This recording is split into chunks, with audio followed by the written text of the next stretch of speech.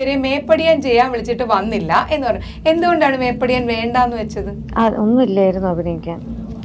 പക്ഷെ ഒരു വിഭാഗം ആൾക്കാരെന്ന് പറയുന്നുണ്ടായിരുന്നു അത് ഉണ്ണി മുകുന്ദൻ ആയതുകൊണ്ടായിരിക്കാം നിഖിലയൊക്കെ ഉണ്ണിയോട് അഭിനയിക്കാൻ വിയോജിപ്പ് കാണിച്ചത് എന്നുള്ള രീതിയിലും പറഞ്ഞിട്ടുണ്ടായിരുന്നു.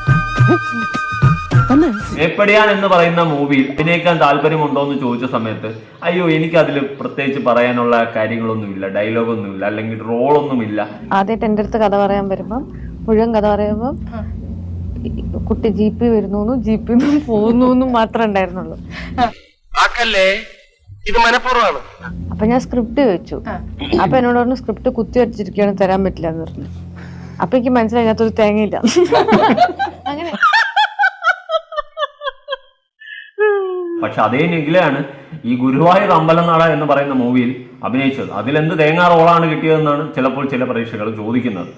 ഇപ്പോഴാണ് ശരിക്കും ശശിയായത്. എന്നാൽ അഹങ്കാരത്തിന് കുറവുണ്ടോ എന്ന് ചോദിച്ചു കഴിഞ്ഞാൽ കുറവില്ല എന്നാണ് ചില കമന്റ് ബോക്സിൽ ആൾക്കാർ പറയുന്നത്. നിനക്ക് അഹങ്കാരം വളരെ കൂടുതലാണ്. അയ്യോ ഞാൻ ഒരു പാവല്ല. വ്യക്തമാണ് മേപ്പടിയൻ അതിലൊരു തേങ്ങയില്ല എന്നുള്ള ഒരു വർത്തമാനം പറയുമ്പോൾ ആ പടത്തിന് ഒരുമാതിരി ആക്ഷേപിച്ച് കെട്ടുന്നത് പോലെ തന്നെയാണ് വർത്തമാനത്തിലും ഫീൽ ചെയ്യുന്നത്. നിന്റെ കൊള്ളരുതാത്ത ഏക അവയവം നാക്കാ. പക്ഷേ ഗുരുവായൂർ അമ്പലനടയിൽ പ്രത്യേകിച്ച് റോളും കാര്യങ്ങളും ഒന്നും ഇല്ലെങ്കിലും അതിൽ ബേസിലും പൃഥ്വിരാജും ഒക്കെ ആയതുകൊണ്ടാണ് നിഖില അഭിനയിച്ചതും എന്നുള്ളൊരു ടോക്ക് പൊതുവെ വരുന്നുണ്ട്. ഞങ്ങൾക്ക് പുച്ഛം അതന്നെയാണ്.